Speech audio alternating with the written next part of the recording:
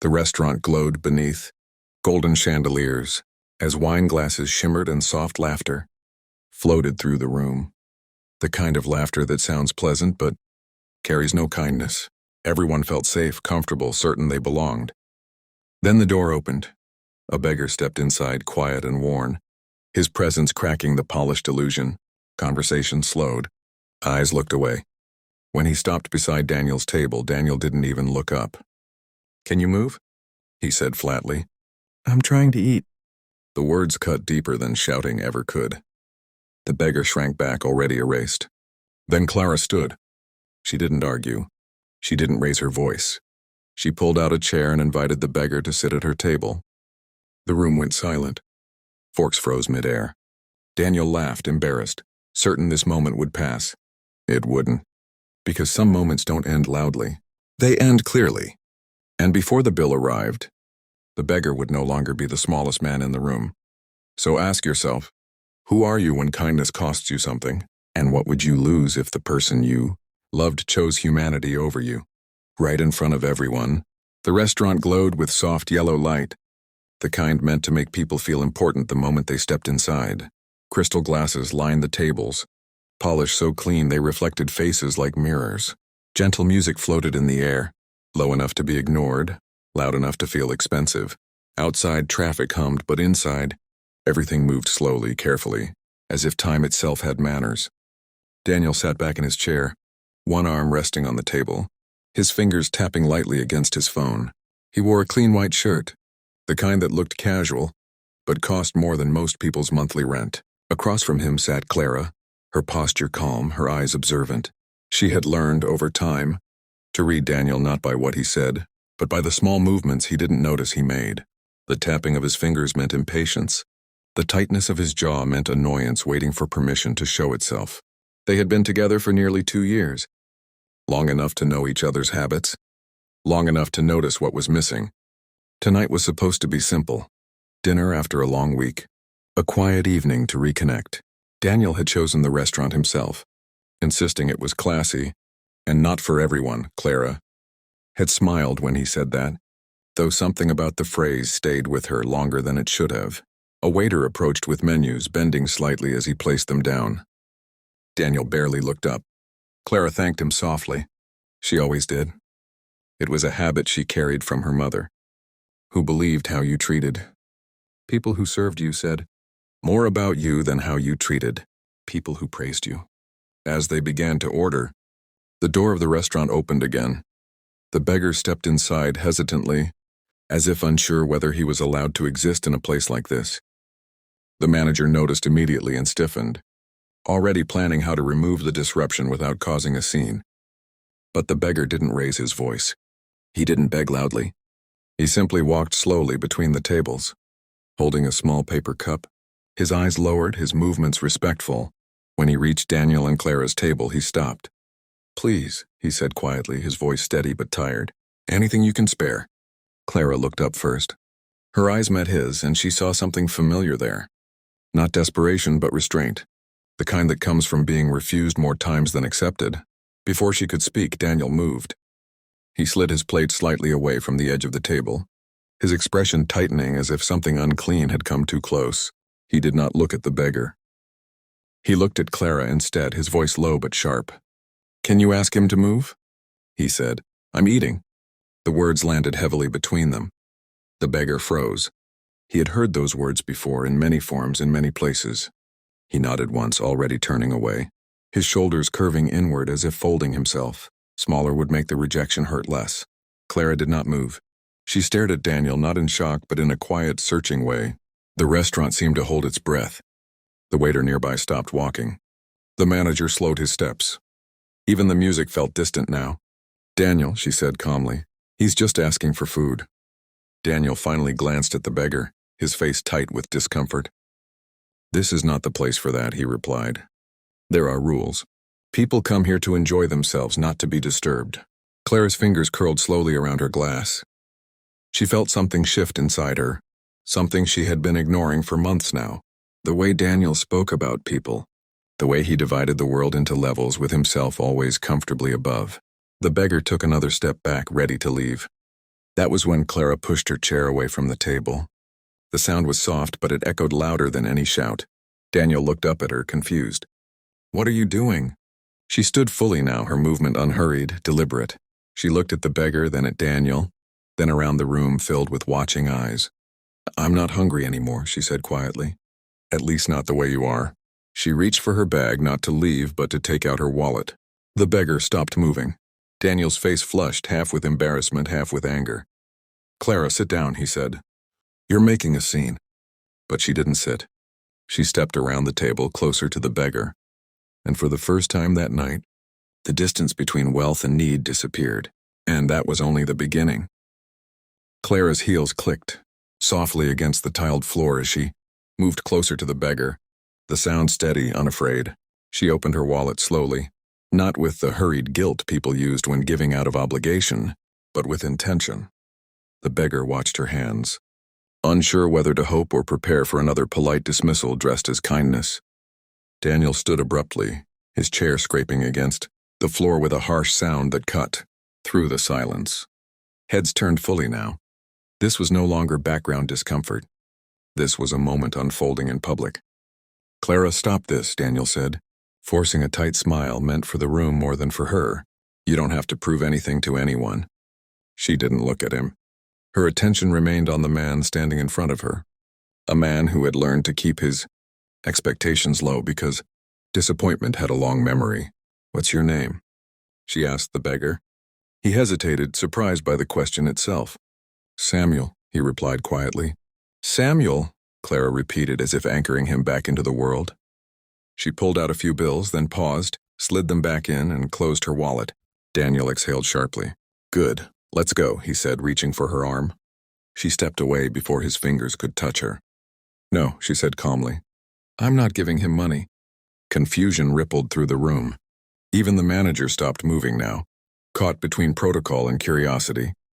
Clara turned toward the table, lifted her untouched plate, and carried it carefully back toward Samuel. The smell of warm food filled the space between them. "You can sit," she said gently. "Please." Samuel's eyes widened. "Madam, I don't want trouble," he said quickly. "I can go." "You're not the one causing it," she replied. Daniel laughed under his breath, a sharp, humorless sound. "This is unbelievable. You're inviting him to eat here? Do you know how this looks?" She placed the plate down on an empty table beside them. Then she pulled out a chair and held it open. "It looks like someone eating," she said, "which is exactly what we're all here for." Daniel's face hardened. This restaurant has standards. Clara finally turned to him fully. Her voice remained calm, but something deeper now lived beneath it. "So do I." The words hit harder than she intended, but she did not take them back. Samuel hesitated only a moment longer before sitting down slowly, as if expecting the chair to disappear beneath him. He kept his hands folded, unsure whether he was allowed to touch the food yet. Clara signaled to the waiter, who approached cautiously. "Please bring him a full meal," she said. "Whatever he wants. Put it on my bill." The waiter glanced at Daniel, then back at Clara, then nodded. "Yes, madam." Daniel shook his head, running a hand through his hair. "You're humiliating me," he said under his breath. "I'm not," she replied. "I'm learning." That sentence unsettled him more than anger would have. As the waiter left, murmurs spread across the room. Some people watched with quiet approval. Others frowned, uncomfortable not with Samuel, but with the mirror being held up to them. Clara sat across from Samuel now, not towering over him, not standing above him. She met him at eye level. "You don't have to rush," she said. "No one is chasing you away." Samuel swallowed hard. "Thank you," he said. "You don't know what this means." She smiled gently.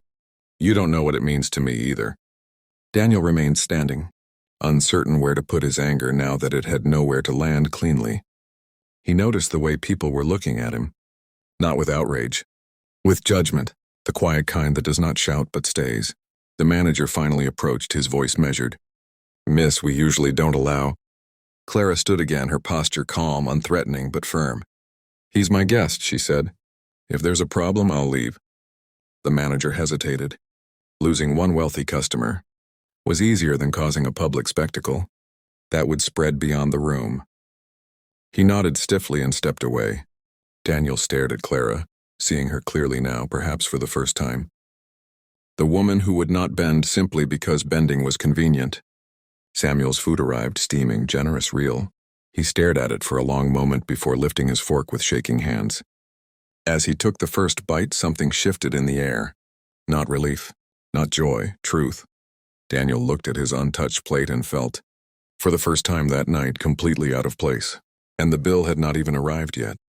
Samuel ate slowly, not because he lacked hunger, but because he was afraid the moment would end if he moved too fast. Each bite felt unreal, as if the warmth of the food might vanish if he didn't respect it properly. Clara watched him without pity, without curiosity, simply present. That alone unsettled Daniel more than anything else that had happened so far. He finally sat back down, not because he felt welcome, but because standing made him look exposed. He adjusted his shirt, glanced around the room, and noticed something he had not expected. No one was laughing. No one was mocking. The attention he feared was there, but it was quiet, observant, and heavy. People were not watching Samuel anymore. They were watching him. "You're enjoying this," Daniel said to Clara in a low voice. She turned to him slowly. "No," she replied. "I'm understanding something." "What exactly?" he asked, his tone sharp but controlled. "That kindness embarrasses you," she said. "And that tells me more than anger ever could." Daniel scoffed. "This has nothing to do with kindness. It's about boundaries. There's a reason society works the way it does." Clara nodded slightly. "Yes," she said. "And there's a reason it breaks." Samuel paused, his fork hovering midair. He had learned long ago not to insert himself into conversations that were not meant for him. But something in Daniel's voice felt familiar. He had heard it from men in suits, from drivers who rolled up their windows, from women who clutched their bags tighter when he passed. "I didn't mean to cause trouble," Samuel said quietly. "I can leave after I finish." Clara shook her head. "You're not a problem," she said firmly. "You're a person." Daniel let out a slow breath, frustration tightening his chest. "You don't even know who he is." Samuel looked up then, meeting Daniel's eyes directly for the first time. His gaze was steady, not challenging, not apologetic. "And you don't know who I am either," Samuel said. The simplicity of the statement landed with unexpected weight. The waiter returned with water, setting it down carefully, lingering longer than necessary. "Everything okay here?" he asked, though his eyes said he already knew something important was happening. "Yes," Clara replied. "Everything is exactly as it should be." Daniel watched as Samuel drank the water, his hands steady now. There was a dignity there that Daniel could not explain, and that bothered him more than dirt or poverty ever could. "You act like this is some kind of lesson," Daniel said. "Like you're proving something." Clara leaned back slightly, her voice calm but resolute. "I'm not teaching," she said. "I'm choosing." "Choosing him over me?" Daniel snapped. She didn't answer immediately. Instead, she looked at him the way someone looks, at a door they are realizing they no longer need to walk through. "I'm choosing to sit at a table where humanity is welcome," she said. The room seemed to tighten around those words. Daniel laughed louder this time, trying to break the tension. "This is ridiculous. You're letting emotions run the show." Samuel set his fork down carefully. "Sir," he said, "may I say something?" Daniel hesitated, then shrugged. "Go ahead." Samuel wiped his hands on a napkin, his movements deliberate. "I've eaten alone most of my life," he said. "Not because I wanted to, but because people decided I didn't belong near them. Tonight, this woman didn't ask what I could offer. She didn't ask where I sleep. She didn't ask why I'm here. She just saw me." He paused, letting the silence work. "That kind of seeing," he continued, "changes a man." Daniel felt something stir in his chest, something dangerously close to discomfort. "That doesn't mean—" "It means everything," Clara said softly. The manager returned, holding the bill. He placed it gently on the table, his eyes flicking between Clara and Daniel. "Whenever you're ready," he said. Clara reached for the bill without hesitation. Daniel stopped her. "I'll pay," he said quickly, needing control, needing ground beneath his feet.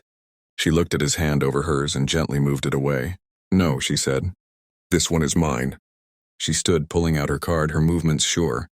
Daniel remained seated, suddenly unsure of his place in the story unfolding around him. As Samuel finished his meal, he leaned back slightly, exhaling slowly. "I don't know how to repay you," he said. Clara smiled. "You already have," she replied. Daniel watched the exchange. something cracking quietly inside him. Not loudly, not dramatically, just enough to change the shape of things. And then Samuel said something that would make the evening impossible to forget. Samuel rested his hands on the edge of the table, his fingers still, his posture calm, as though he had finally found a place where he was allowed to exist without apology. The room felt different now. Not louder, not quieter, but heavier, as if every person present understood that something irreversible had already happened. "I didn't come here tonight to beg," Samuel said slowly. Daniel straightened in his seat. Clara turned fully toward Samuel, her expression attentive, open, not surprised. She had sensed there was more beneath his silence. "I come here once a month," Samuel continued. "Not because I like being rejected, but because this place reminds me of a life I once lived." Daniel's brows furrowed. "What does that mean?" Samuel looked at him, not with resentment, but with clarity. "It means I used to sit on this side of the table." Daniel hesitated before picking it up. The name printed on the card matched the man sitting in front of him. Beneath it was a title. Beneath that, a company name Daniel recognized immediately. One he had once tried to do business with and failed. "This is a joke," Daniel said, though his voice lacked conviction. Samuel shook his head. "I founded the company 20 years ago. Built it from nothing. I trusted the wrong people. Signed papers I shouldn't have. Lost everything in 1 year. Money, reputation, family. When the world decided I was no longer useful, it walked past me the same way you almost did tonight." Clara inhaled slowly, not in shock but in understanding. The pieces fit together now. The restraint. The dignity. The refusal to beg loudly. Daniel felt his throat tighten. "If that's true, why are you here like this?" "Because pride is harder to rebuild than wealth," Samuel said. "And because I needed to know whether kindness still existed without conditions."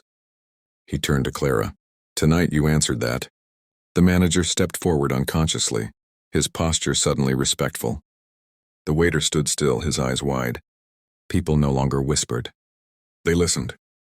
Daniel looked at Clara, searching for something familiar, something safe, but found none of it. "So this was a test?" he asked Samuel. Samuel met his gaze evenly. "No, this was life. You failed the part where it mattered. The words were not cruel. They were final." Clara stood, her movement steady, her voice calm. "Daniel," she said, "I don't think we're walking the same road anymore." He opened his mouth to argue, to explain, to defend himself, but nothing came out that didn't sound small. She turned to Samuel. "Would you like a ride?" she asked. "Or company for a while?" Samuel smiled, a real smile this time. "I would like that very much." Daniel remained seated as they walked away together, the weight of his choices settling in around him. The restaurant returned slowly to motion, but something had shifted permanently. Some people left thinking about what they had witnessed. Others looked down at their plates, suddenly less hungry. Daniel stared at the empty chair across from him, realizing too late that the cost of his pride was not money but presence, and that was a debt he would carry far longer than any bill.